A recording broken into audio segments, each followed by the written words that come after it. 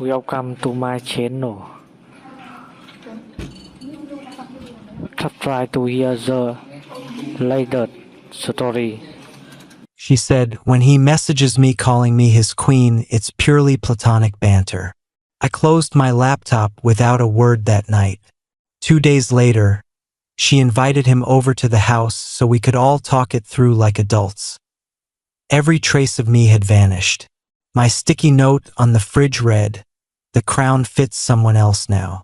So does this life.my girlfriend and I had been together for 4 years, and I genuinely believed we were heading toward marriage. We met during our final year of university in Seattle, both buried in textbooks at the same late-night campus cafe. Sophia had this effortless energy. Curly dark hair always pulled into a messy bun, paint-stained fingers from her graphic design classes, and a smile that made the dreary Pacific Northwest rain feel irrelevant. I was quieter, the mechanical engineering student who thrived on structure and long-term plans. I graduated first, landed a solid job at an aerospace firm, and waited for her to finish her degree. When she struggled to find steady freelance work after graduation, I suggested we move in together into the small house I'd bought in the suburbs. I covered the mortgage, the utilities, everything while she built her portfolio. I never kept score. That's what you do when you love someone. Weekends became her networking events, industry meetups, gallery openings. I'd drive her downtown, wait in the car reading technical journals, then pick her up hours later. I listened to every frustration about difficult clients, stayed up redesigning her website for free, even connected her with contacts from my company's marketing team. I thought we were a team. Then, around 7 months ago, she started mentioning Ryan constantly. He was another designer at one of the agencies she freelanced for. Tall, tattooed, always posting stories of rooftop parties and last-minute road trips. His messages popped up on her phone at dinner. Late-night memes, inside jokes, voice notes that made her laugh out loud while I sat across the table. One evening, I saw the preview flash across her lock screen. "Good night, my queen crown, miss you already." My chest tightened. Over dishes, I kept my tone light. "Soph, who's calling you his queen? Seems pretty familiar." She didn't even glance up from drying a plate. "Oh my God, babe, relax. It's just Ryan. We have this running thing where we crown each other for stupid stuff, like when one of us nails a client pitch. It's harmless." I nodded slowly, swallowing the unease. Harmless, sure. But the messages kept coming. She'd angle her phone away during movies, thumbs flying. Then the Instagram stories appeared, photos of them grabbing late-night tacos after a project deadline, captioned "royal duties" with my favorite co-ruler face with tears of joy. Friends commented fire emojis, heart eyes. "You two are unstoppable." She never clarified, never said, "Actually, I have a boyfriend." I started feeling invisible in my own home. Last spring, her biggest client dropped her without warning. She spiraled, crying on the couch for days, convinced her career was over. I held her through the panic attacks, reworked her entire portfolio at 2 a.m., reached out to every contact I had until she landed 2 new contracts. "You're my anchor," she whispered one night, arms wrapped tight around me. "I don't know what I'd do without you." Yet months later, the comparisons began. Ryan just booked a spontaneous flight to Portland for a music festival. "Wish we did more stuff like that." Or, "You're always so serious. Ryan knows how to live." Little jabs that chipped away. That I'd come home to find her gone, out grabbing drinks with the team, receipts for cocktail bars I'd never been invited to. Mutual friends mentioned seeing them laughing together at events, heads close, her hand on his arm. I stayed loyal, convinced I was overthinking. The final straw came on a quiet Thursday. I'd worked late on a critical project deadline, looking forward to crashing with takeout and her. Instead, I walked in to find her sitting on the couch, legs tucked under her, expression strangely calm. "We need to talk," she said before I'd even set down my keys. I dropped onto the armchair, bracing. "Okay, talk." She exhaled like she'd practiced this. "I've been doing a lot of reflecting, and this isn't working for me anymore. You're dependable, yes, safe, but I feel stuck. Ryan and we've gotten really close these past few months. Closer than I expected." My pulse hammered, but I kept my voice steady. "Close how? Don't act surprised.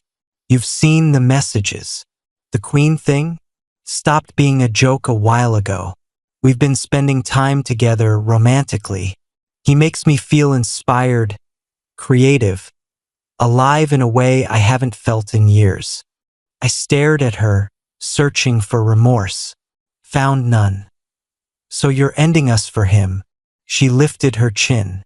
"Yes, I think it's what I need right now. You'll find someone who wants the quiet life. Ryan pushes me to grow, to take risks.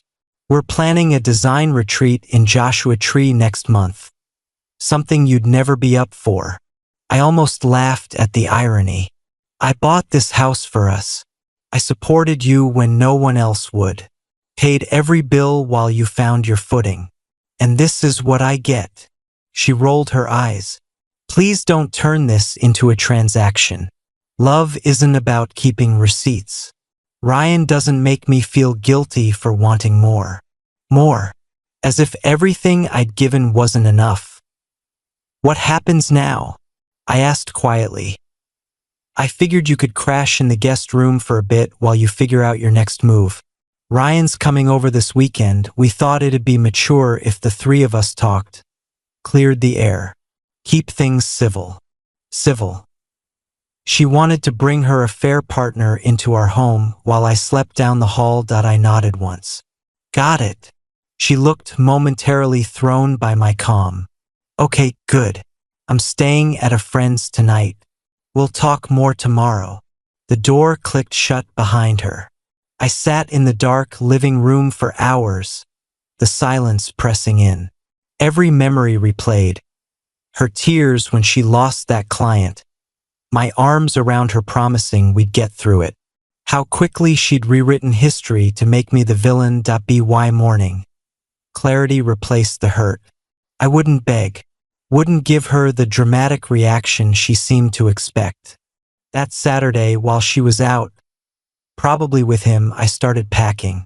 Quietly, systematically, clothes folded into suitcases, my tools from the garage, bookshelves emptied, the gaming setup I'd built in the basement. Even the espresso machine I'd bought last Christmas because she loved lattes. I hired movers on short notice. Paid extra for same-day service. By Sunday evening, the house looked half abandoned. Bare walls where my diplomas had hung, empty drawers, furniture rearranged to hide the gaps. I left a single sticky note on the fridge. "The crown fits someone else now. So does this life. No signature needed." I checked into an extended stay hotel near the airport. Requested a department transfer my company had offered months earlier. One I'd turned down to stay near her. They approved it immediately. Remote-friendly roles were opening in the Austin office. Within days, I was on a plane. The first weeks were heavy. Nights in the hotel room, staring at the ceiling, replaying her dismissive words. But I refused to spiral. I joined a climbing gym, started running along the river trail, poured extra hours into work. Small routines rebuilt me. Friends back in Seattle kept me updated at first. Apparently, she brought Ryan over that Monday, ready for their mature conversation. Walked into silence and empty rooms. The sticky note hit her hard, from what I heard. No yelling, no pleading, just absence. Months passed. I rented a loft downtown, filled it slowly with things that were only mine. Promotion came through. My steady reliability finally rewarded. I traveled for work, hiked the hill country on weekends, felt myself expanding into space that used to be occupied by worry over her mood. Then the updates shifted tone. Ryan, it turned out, wasn't the free-spirited savior she'd imagined. Freelance income was erratic. He moved in fast, then started borrowing money for equipment, trips, ideas that never materialized. Arguments over bills replaced the creative spark. Friends saw the stress in her face at events. Word was he'd been seeing someone else on the side almost immediately, another designer from a different agency. When confronted, he packed a bag and vanished, leaving her with the full mortgage she couldn't afford alone. She lost the house to foreclosure threats, moved back with her parents, picked up unstable contract work. Social circle shrank. People tired of the drama remembered how she'd spoken about me to justify everything. I never sought the details. They found me through concerned friends checking in.